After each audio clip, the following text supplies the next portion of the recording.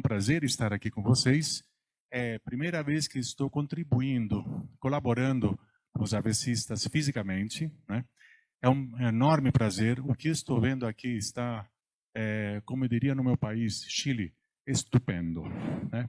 Sou chileno, nasci em 1965 em Santiago. De lá para cá já fui santiaguino, fui filadelfino, eu fui carioca, petropolitano, paulistano, e hoje atualmente eu estou quase, como dizem lá, em Peruíbe, peruibano, mas não, eles falam caiçara, pronto. Só não vi de chinelo porque é meio estranho, fica pior ainda do que chinelo, mas já estou usando bastante chinelo lá. Há 2 anos com a minha família preciosa, nós moramos em Peruíbe. Tá? O que estou vendo aqui, já inclusive falou-se muito do que eu quero trazer para vocês.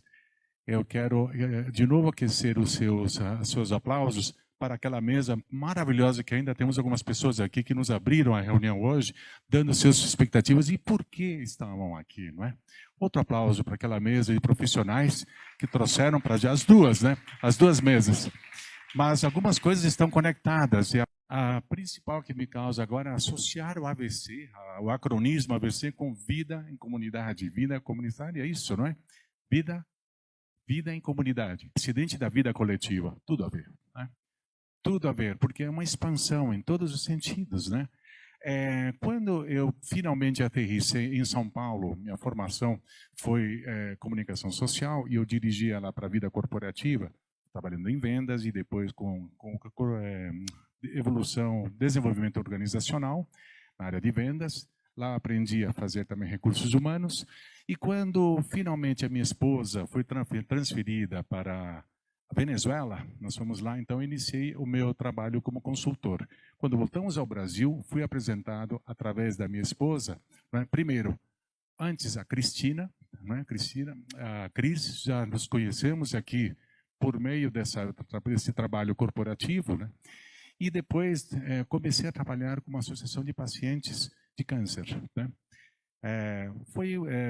Como minha esposa trabalhava já com oncologia dentro dessa área, foi fácil chegar como voluntário para essa associação de pacientes. Foi o primeiro contato com as associações de pacientes. O que eu não sabia que em 2011 iria ter o meu AVC. E engraçado que com todas as mensagens que eu recebi hoje, reforça o porquê eu tive o AVC, mas depois da associação de pacientes. Porque comecei a ter sintonia com aqueles pacientes pela minha própria experiência. Eu queria, primeiro que nada, admirar e respeitar toda e qualquer experiência que foi contada aqui.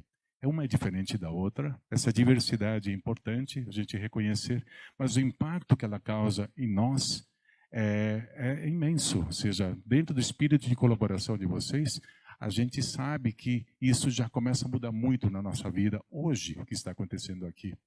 Quando eu tive meu AVC, foi às 7 horas da noite de 13 de julho de 2011, ao lado da minha esposa, fazendo aquela caminhada para manter o corpo. E se não fosse a minha esposa, eu teria os 130 quilos que já cheguei a pesar. Então, ela já me salvou várias vezes, minha esposa. Nessa noite, ela me salvou, porque ela, quando viu que eu não estava muito bem, ela me disse, você está tendo um AVC. Eu não sabia o que era AVC. Sabia o que era um derrame, mas AVC eu não sabia o que era. E ela, em menos de 50 minutos, conseguiu me colocar naquele hospital. E ela, como é farmacêutica, ela conseguiu dar um código lá, que eles entenderam o que estava acontecendo, o protocolo já logo me lançou dentro. Mas minutos antes, eu recebi uma voz, enquanto ela chegava para me buscar com o carro, porque eu não podia entrar no SAMU, estava sem documento. Sabe o que acontece? Você entra num SAMU sem documento, né? Eles te levam para o primeiro lugar e as pessoas não sabem onde você vai, se não tem alguém do seu lado. Como ela foi buscar o carro e me pegar, então ela pediu para aquele porteiro que me recebeu na rua, para que eu não saísse de lá enquanto ela voltasse. Quando ela voltou e me levou naquele hospital, minutos antes eu recebi esta voz interna. Algo muito importante vai acontecer com você, uma grande mudança, e o que você precisa é ajudar para ser ajudado. Foi muito claro. Eu não sei se foi uma voz ou foi o vento que entrou em mim, mas algo me disse isso. Então isso foi uma marca essencial, porque a primeira prova que eu tive foi quando eu estava naquela maca, antes da UTI. Né? Na UTI a gente recebe vários medicamentos para a gente poder ter uma condução melhor, né? Quem já passou por isso sabe como é que é isso. Eu estava lá deitado e quando dei por mim, tinha alguém cortando a minha roupa com tesoura e fazendo um trabalho assim rápido, né? Quando eu olhei era uma moça e o meu movimento da boca já não estava normal, né? Quando eu cheguei e consegui falar para ela, disse: espera aí um pouquinho. Assustou. Ela pensou que tinha me machucado, né? Professora, isso não é fácil, né? Alguém que está trabalhando e o paciente acorda e diz: espera aí, você está trabalhando algo em mim. Eu não sei se eu posso te pagar. Eu falei isso para ela. Quando ela olhou para mim, não se preocupe, você está aqui, deve ter convênio. Não, você aceita cartão? Foi essa a reação dela. Foi essa a reação dela. Ela disse, sim, é claro, a gente pode conversar, então eu vou te mandar o de Natal. É o que eu pude dizer naquela hora. O que me motivou a dizer isso para ela? Aquela voz: ajude a ser ajudado. E da sua percepção, como você vê a vida, é a resposta que você tem. A partir daí, aprendi que aquilo que eu ensinava no treinamento faz sentido, dá certo, né? Você conseguir ir para frente e ver na sua frente compaixão ao invés de pena. Qual a diferença? Vamos ver, desse grupo daqui, pense um sobre pena e esse grupo pense sobre compaixão, tá bom? Daqui a pouquinho a gente vai poder comparar algumas coisas aqui. Mas qual a diferença entre pena e compaixão? Pense nisso, daqui a pouquinho a gente pode confabular algumas definições que estão aqui. Mas eu acredito, e depois dessa experiência, que tudo parte de você. A sua recuperação, e nós vimos aqui coisas fora de série, né? E eu respeito muito o que eu vi aqui sobre superação, sobre você poder se adaptar a uma nova vida, coisas que aconteceram, né? Então, eu acho que quando você tem esta percepção pela frente, você está se preparando para poder contribuir. E é isso que me traz esse evento de hoje aqui. Quando a gente pensa nessa figura que está aqui na frente, de imediato, não sei se todo mundo consegue ver isso, mas de imediato eu penso que é uma pessoa só, com essas duas mãos, né? Mas não é. Pense bem. Então, nesse mundo, independente de patologia, independente de qualquer coisa, nós vivemos no coletivo há mais de 5.000 anos, né? E nós passamos de uma forma coletiva e aprendemos a viver de uma forma coletiva. Então, quando a gente precisa e faz do outro alguém importante, nós estamos colaborando, como que diz aqui, uma associação de pacientes, como AVCistas. Quando ela evolui, quando ela se desenvolve, a sociedade evolui. Quando você consegue, o que um dos doutores disse aqui, 1 entre 4 pessoas no futuro vão ter um AVC, não é isso? 80% será isquêmico, outros 20% serão hemorrágicos, né? Ou seja, há definições claras que é pela frente, que se a gente consegue trabalhar este ponto dentro dessa associação, ótimo. Então nós precisamos de muita ajuda, né? Bom, voltando para a parte interna, né? Para cada um. Dentro do coletivo, o coletivo depende muito da pessoa, do unus. Nós, como somos dentro de nós. Então, quando eu tive o meu AVC, e eu consegui dar por mim, voltei da UTI, fiquei 33 dias, mas o meu diagnóstico me preparava para 90 dias. Falei, não vou aguentar. No máximo que eu consegui passar num hospital por cirurgia eram 2 dias.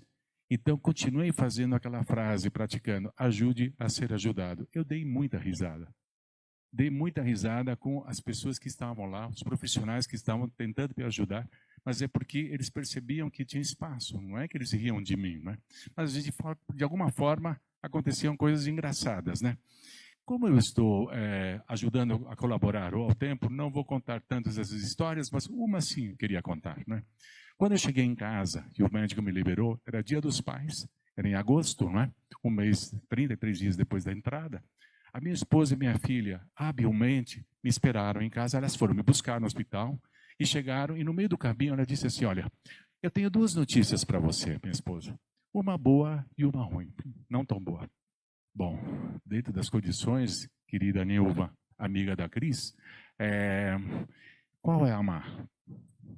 A má é que tem uma cadeira de rodas te esperando, mas ela não passa pelo corredor dos quartos. Você é muito grande. Ah, bom, então, e qual é a boa? A boa é que você vai ter que andar rapidinho. Muito bom. Qual a diferença entre compaixão e pena, não é? A minha esposa mostrou naquele momento a necessidade, junto com minha filha, de que o ambiente que o marido e o pai estavam entrando precisava desse tipo de empuxe, né? É ruim o que aconteceu? Claro que sim, não tem dúvida. Mas o que pode acontecer de bom pela frente? Eu havia pregado por muito tempo de Tijuana a Tierra del Fuego, de Galápagos a Fernando de Noronha, uma frase de Keynes, aquele que nos facilitou sobre a economia para o bem-estar das pessoas, que ele dizia assim: a maior dificuldade do mundo não é fazer com que as pessoas aceitem as novas ideias, e sim fazê-las esquecer das velhas. Eu tinha que praticar isso. Era a chance de praticar. Eu tinha que continuar fazendo as mesmas coisas, mas de uma forma diferente. E a principal para mim naquele momento era poder levar a minha esposa, minha filha para a escola, todos os dias. Mais tarde veio o Uber, não é isso? Naquele tempo eu não tinha Uber. Mas depois foi apelidado de Uber Checo. Ricardo Pacheco, Uber Checo. Então, eu fui o Uber da minha filha por 3 anos e me recuperei. Andando somente com a mão direita. Quem que falou aqui da mão direita, né? Bom, com especialidade, né? Só porque o PCD faz isso. Ele tem que se adaptar e fazer a vida em frente, né? Quando a gente pensa sobre o que eu estou fazendo aqui, e tem um evento especial como o AVC, bom, essa outra frase que veio para mim, eu li um livro uma vez, muito interessante, chamado Fernão Capelo Gaivota, escrito por Richard Bach, e eu adorei e li mais os outros 6 ou 7 livros dele. Um deles chama Ilusões, e tem esta frase que me impactou e trago. E quando eu estava naquela UTI, me veio essa frase, caiu assim como um martelinho na minha cabeça, pim, né? Dizia assim, essa frase mesmo: se eu estou vivo, a minha missão não está cumprida. Algo preciso fazer.